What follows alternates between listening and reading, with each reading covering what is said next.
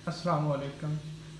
आज हम डिस्कस करेंगे कि रोज़ बरोज़ इतनी अच्छी साइंसी इजादात और इतनी अच्छी इम्प्रूवमेंट और इतनी बेहतरीन रिसर्च के बावजूद हमारी सेहत क्यों ख़राब रहती है।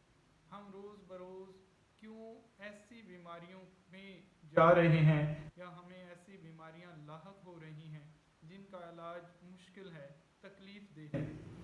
तो इसमें इतनी सी बात है कि हम जब तक सब कुछ अपने ये मादी जिस्म को समझते रहेंगे कि हमारी बीमारियां इस पे हावी होती हैं या हमारी बीमारियों की वजह जरासीम हैं, वायरस हैं जो हमारे इस मादी जिस्म पर असर अंदाज होते हैं, तो हम बीमार होते हैं, तो हम कभी भी ठीक नहीं हो सकेंगे। अल्लाह ताला ने हमें पैदा किया है तो उसने जिस्म के साथ हमारी एक गैर मादी यानी रूह भी हमें दी है। तो जब तक हम उसको ताकत नहीं देंगे, उसको तकवीयत नहीं देंगे, तो हमारा जिस्म बीमार ही रहेगा। हमारे जिस्म में ये जो तब्दीलियां हैं, हमारे जिस्म में रोज़ बरोज़ आने वाली ये जो तकलीफ़ें हैं, हमारी ये जो घटती हुई उम्र है, इसका कोई हल नहीं।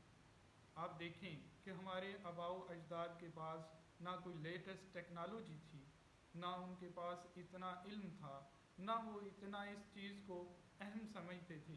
इसके बावजूद उन्होंने अपनी ज़िंदगी कैसी सेहतमंद गुजारी और हमसे कई गुना ज़्यादा गुजारी, और ज़िंदगी के आखिरी अयाम तक वो अपने रोज़मर्रा के काम काज करते रहे।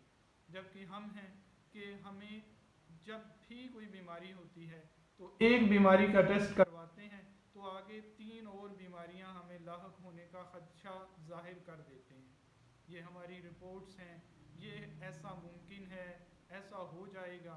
तो हमें चाहिए कि बजाय इसके कि हम अपने आप को सिर्फ एक मादी जिस्म तक महदूद रखने के, उस गैर मादी, उस सबसे अहम चीज़ की तरफ भी तवज्जो दें जो हमारी सेहत का, हमारी ज़िंदगी का और आखिरत का मंबा है। तो इसके लिए हमें चाहिए कि हम नमाज वगैरह की पाबंदी करें, अज़कार करें, अच्छे काम करें, अपने जितने अच्छे काम तलकीन कर सकते हैं, जितने लोगों को हम गाइड कर सकते हैं, हम वो करें। तो इससे ये होगा कि हमारा जो जिस्म है वो ऐसे मुस्बत और बेहतरीन हार्मोन हमारे जिस्म में देगा कि जिससे हम बीमारियों के ख़िलाफ़ एक मदाफ़ती फ़ौज तैयार कर लेंगे, जिसकी वजह से हम बीमारियों से बचेंगे, जिसकी वजह से हम परेशानियों से बचेंगे। और सबसे ज़रूरी चीज़ ये है कि हम फितरत के करीब जाएंगे। जितना हम फितरत के करीब जाएंगे उतना हम बीमारियों से बचेंगे। जितना हम फितरत से दूर जाएंगे, आप देखेंगे कि वो लोग गारों में रहते थे लेकिन सेहतमंद थे, उनके पास कोई दुनियावी वसाइल नहीं थे, लेकिन वो एनर्जेटिक थे, वो खुश थे। आज हम सब कुछ होते हुए भी डिप्रेशन का, टेंशन का, एंजाइटी का शिकार हैं, जिस्मानी तौर पर उन लोगों से कमज़ोर हैं।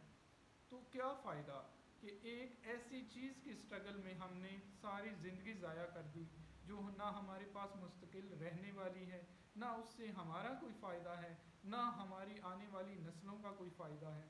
हम ऐसी एनजाइटी, हम ऐसी बीमारियां अपने बच्चों में डोनेट कर रहे हैं जिनका उन बेचारों को ज़रा बराबर भी इल्म नहीं है।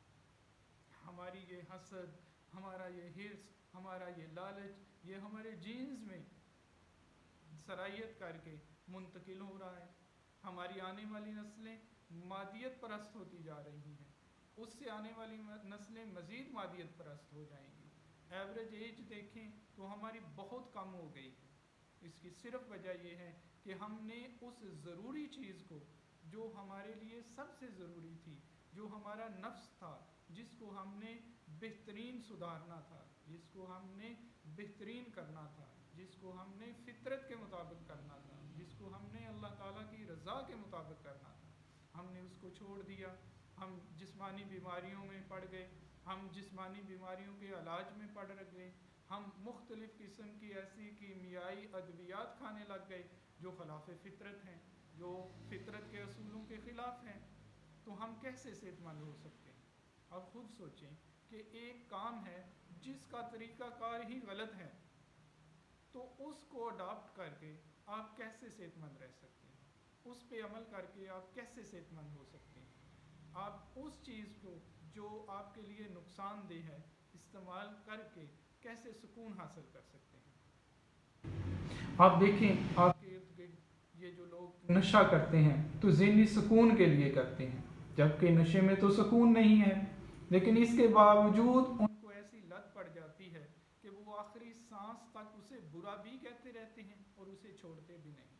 یہی ہمارا بھی سسٹم ہے کہ ہم اس طریقہ علاج کو جو قدرت کے عین اصولوں کے مطابق ہے، جو بالمثل طریقہ علاج ہے، جو فطرت کے اصولوں کے مطابق ہے، ہم اس کو اڈاپٹ نہیں کرتے، ہم اس کو اپنے آپ پہ لاگو نہیں کرتے، ہم ایسے غیر ضروری غیر فطری طریقہ علاج کو اڈاپٹ کرتے ہیں، ہم ایسا طریقہ علاج چنتے ہیں اپنے لیے، اپنے پیاروں کے لیے، جو ہمارے لیے نقصان دہ، جس سے نہ صرف ہماری وقتی طور پہ اکانومی کو ڈسٹربنس ہے، جو مہنگا ہے، جو ایک بہت بڑا بزنس بن چکا ہے، بلکہ ہماری آنے والی نسلیں بھی اس سے وہ جو ہم آج کر رہے ہیں اس کا خمیازہ بھگتیں گے۔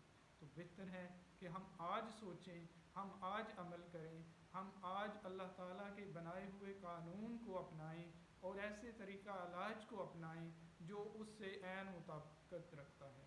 اللہ تعالیٰ آپ کا اور میرا حامی و ناصر